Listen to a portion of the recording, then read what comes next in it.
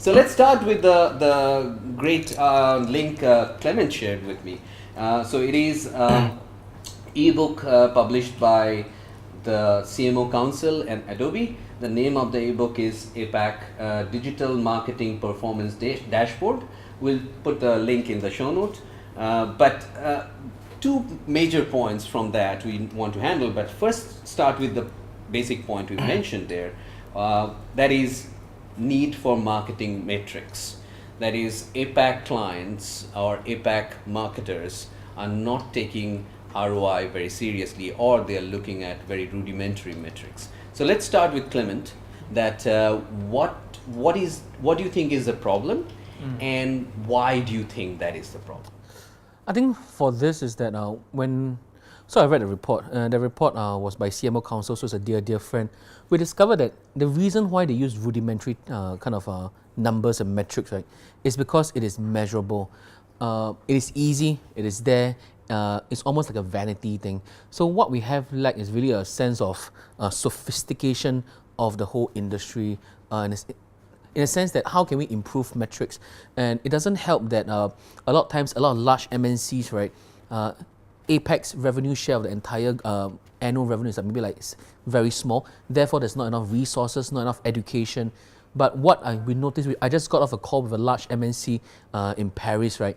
They're actually starting to move budget. So this is actually encouraging in a sense that, yes, we are using rudimentary metrics right now, but a lot of time is being devoted to educate the workforce in Asia. So I think there's a lot of possibility. But because of digital, finally getting hard numbers, revenue metrics is possible. It is actually encouraging, like even though they said that a huge chunk of marketers are not measuring ROI metrics, but today just off the call with the Paris MNC, they are starting to, it's come to awareness really. So it's actually a very exciting time for Asia, for Asia Pac. So let's talk about the rudimentary metrics. What do you think people, let's talk about social, right? Marcus, what do you think people are mostly you see in your clients or the people you interact with? So what are the metrics they mainly focus today? Well, I think a lot of people on social media, the kind of metrics they focus on are the metrics which are very obvious or easily accessible to them. So some examples would be like fan numbers. Facebook has this metric called people talking about this. And then I think with people are getting more sophisticated, so they try to understand a little bit more. So like, for example, I'm just talking only within Facebook, at the bottom of every post there's always like a certain number of people reach. So they tend to take like these numbers or like, comment, shares kind of thing. It's good for the beginning, but I think what a lot of marketers lack these days is that they don't understand the advantages or disadvantages of each metric. For example, they just think, oh, I have like 50,000 fans, my competitor has 60,000 fans, so I need to beat my competitor now. And that can be very dangerous, because if you're just trying to beat that social media kind of numbers, you can be very dangerous, because if you cannot convert these fans to eventually to become buyers or customers, then you can have big numbers. It's like having a plastic surgery girlfriend or wife. You know, it looks nice. I'm not saying anything against people who have plastic surgery out there. I think all of you are beautiful. We're having alcohol. But I think what's more important is that you really want to understand the personality of like that good person who you're trying to marry. So similarly, I think like, let's look at one metric, for example, that a lot of marketers talk about is reach, right? So reach has some advantages and disadvantages. So people tend to take reach as like, oh, why is my reach so low or something like that? And there's advantage and disadvantage. Disadvantage of using that metric to measure your success on social media is that, first and foremost, you are only measuring, when using reach, you're only measuring just based on people who have seen, or rather have that particular post appear in their newsfeed. Now, it's a good thing because you just get to roughly measure what's the general exposure level. But if you really want to measure the fact that whether or not people have actually seen that piece of content, a better metric on Facebook at least would be engagement. So engagement could mean, by Facebook terms of definition, it means like anybody who has clicked on the post. So it could be like clicking on the pictures and blow it up so they can see it more accurately and clearly. They could click through the post, so it leads them to the Facebook page. It can also click by means of like, comment, shares. It can also click by means of clicking through the date, so that whole thing blows it up as well. So when people click on it, it's a much more accurate, not entirely accurate I would say, but much more accurate number rather than reach.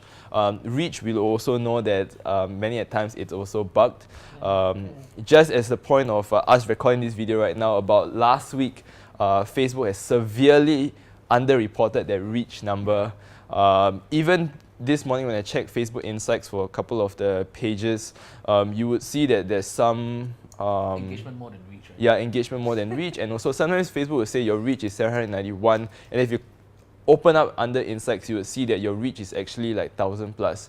So you go like, what the hell is going on?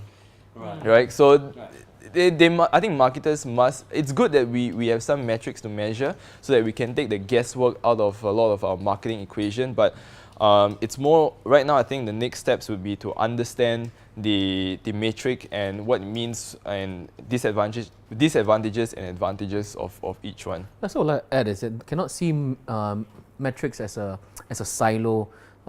That's why trending is important, because anytime if you see a dip or see a spike, a lot of times we are here to spot anomalies, and a lot of times if there's no concept of trending, then all these anomalies become like successes or like they become fearful. So that's why we come down to the fact of more platform agnostic way of measurement, meaning that, okay, yes, I know it's like heartbeat, right? It's like you go up, go down, so there's always daily fluctuations, and you get really scared. But you look across a weekly or monthly level, then it kind of tapers down, and I think that's what gut must be, because some content will bomb, some content will be good, but as long as daily we kind of weekly feel like month on one, quarter on quarter, there's a kind of incremental increase. That's the best. So like at least for digital, a lot of times people see they call it the hockey stick, right? There's one big J curve and everything. That's nice. However, the most successful and sustainable model is really a slightly slope up, like incremental growth. And at least that's how I see it personally. Like, yes, it's great to have J curves. It's a very sexy story. Most likely will win awards. But this kind of incremental growth, that means there's a plan and there's a team to kind of guide that growth. And to us, that is much more exciting than a large J curve. Right. Yeah. A couple of points more, Vince. I think it's not only social. Generally, the sense of proper metrics is lacking in Asian market. Couple of reasons what I think. Now, first thing to mention one example, that it's very little business ROI is involved in the marketing world. It's not only social media, when a particular media buy, or even media buy within social media, outside social media. Also when you're doing a EDM campaign and other things, tying it back to your sales funnel is not there, non-existent. For B2B, I can understand that's difficult because it's longer sales cycle and all. But B2C, it's very, very easy. So I always used to think that like why people don't get it. But there is certain thing about it that people don't want to know. You thought about that possibility that, if I become measurable properly through business metrics, I become responsible too. So that's why rather I stay away from it, and blissful ignorance is the best. Exactly. So that's why I think it is not a marketing problem. It becomes like a marketing culture problem. Like for example, we know of a client that actually the marketers have KPIs. They have a 6-month running rate or sales figures on their head. So that means the lead that they generate 6 months ago, both on digital, social, everything, they are tied up to sales level. So that's when there's a marry of marketing and sales.